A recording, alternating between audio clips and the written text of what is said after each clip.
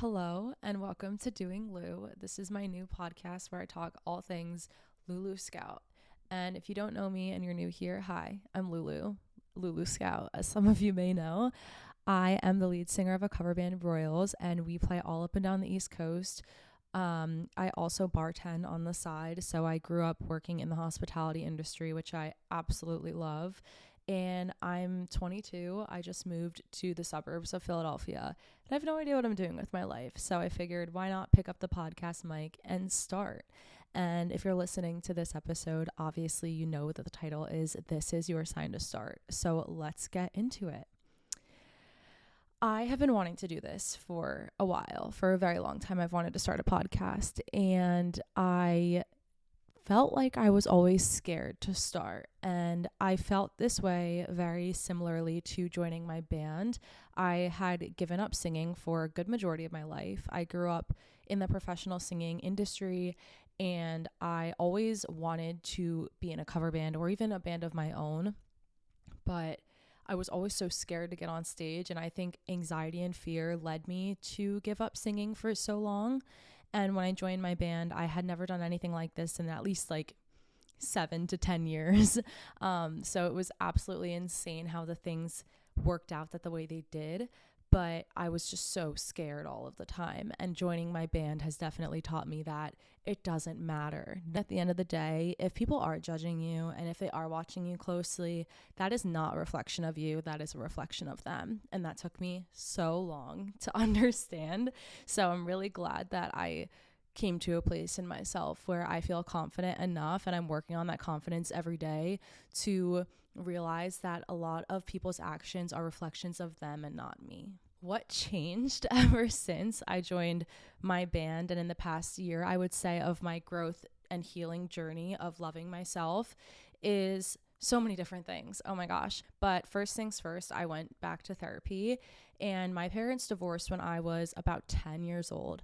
And my mom and dad always made me and my brother go to therapy. And I hated therapy, guys. Like, I'm not even kidding. I hated my therapist. I hated therapy. I thought it was so stupid. I thought journaling was so stupid. I thought all of those like self-help recommendations that you see on TikTok and you listen to in those self-help podcasts were so stupid. And I finally got to just such a low point in my life when I went through my first really big toxic breakup, and I just lost myself, that I made the decision to go to therapy, and that has been life-changing. Truthfully, guys, I love my therapist. I really recommend finding a therapist that works for you. And with so many different online platforms, it is so easy to find someone that works for you and with you and on your own time in your own space. Like, being in my own space is something that makes me feel more confident and secure to talk to a random person online about my feelings. I hated when I went to therapy and I sat in a therapist's office that was like very mundane and neutral and just not very inviting. So I definitely recommend going back to therapy if you want to start your healing and growth journey. Specifically, one thing with me is I grew up in the competitive dance and competitive singing world, and being in that professional singing world at such a young age, I was always taught comparison.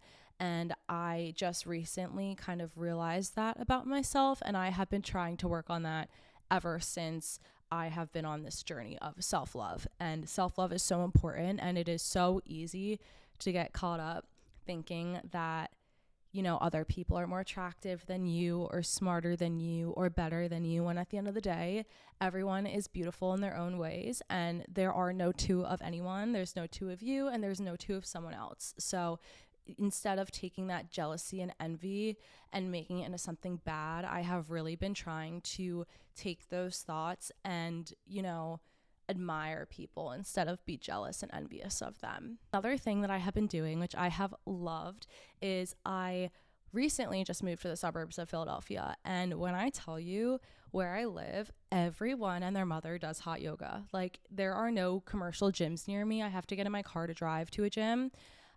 So I just see everyone walking around with like their yoga mats and their cute little Lululemon sets.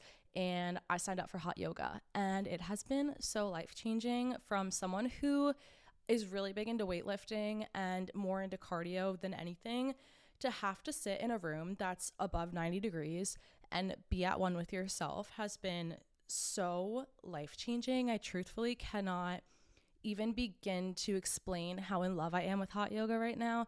And it's so funny because when I was in college, they offered free yoga classes and I would try to go to them. There was one specific one called Goodnight Yoga, and I would try to go at least once a week when it would happen. And I just couldn't get myself to love it. I tried so hard to be one of those like Pilates girls and one of those yoga girls and like be zen. And truthfully, on my healing and growth journey of self-love, I finally realized that yoga is so powerful, and to be able to calm your breath and to sit there, and especially in a heated room, is just so powerful. And I love the idea of having your own practice and leaving it all on the mat. I think that's so powerful.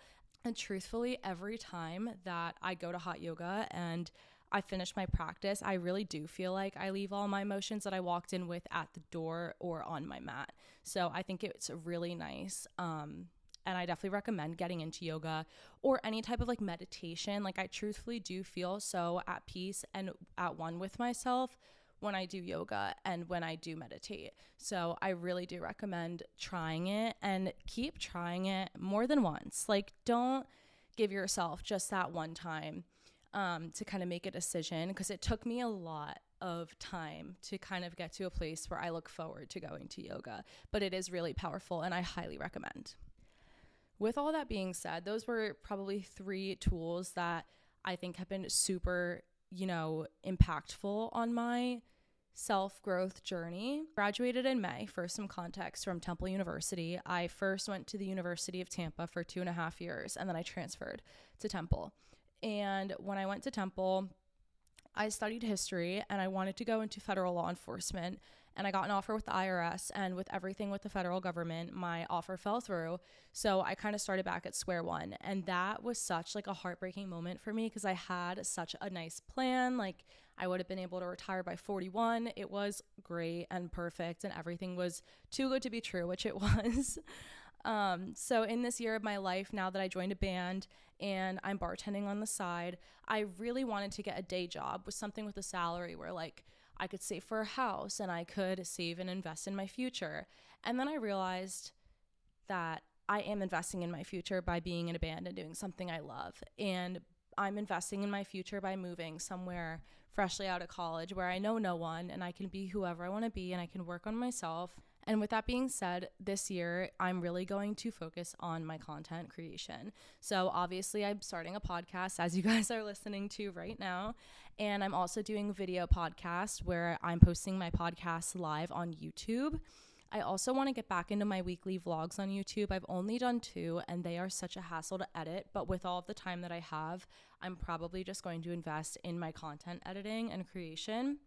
And I'm very big on Instagram specifically. I loved TikTok for a very long time, but I'm just not crazy about the algorithm of TikTok. It feels like a lot more work than it is worth, and I could be so wrong, but ideally I do want to focus on my Instagram, YouTube, and my podcast right now. So if you guys want to keep up to date with me, you can follow me on Instagram at Lulu Scout.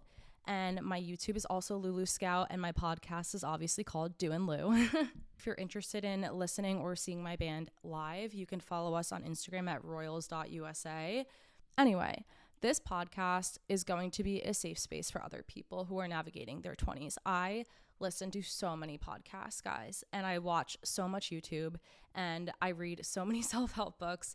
And ultimately, I feel like something that is really lacking is content that is specific for people to relate to who are in their post-grad era, freshly out of college, especially in this day and age where unemployment is really high and a lot of people don't know what they want to do with the rest of their lives. I want to be a safe space where people freshly out of college can come and feel safe and also feel heard, because I have no idea what I'm doing with my life. And if you were to ask me, 2 years ago, if I figured that I would be in a band, I would probably laugh in your face. This was not what I expected at all. It has been so rewarding, and I have felt so at one with myself every time I play a show, every time I talk about my band or I work with my band on something new. It's always so new and exciting. I will say, if there's anything I can recommend to anyone who just got out of college, who doesn't know what to do with their lives, take this time to try new things, but also to reconnect with things that you loved doing when you were younger, because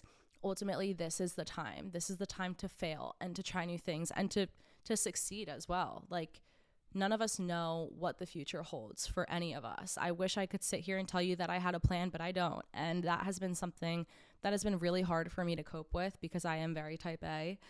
But ultimately, I have never been happier doing anything aside from what I'm doing right now. And that is uncomfortable, but uncomfortable is growth. And that is the one takeaway that I want you to take from this episode.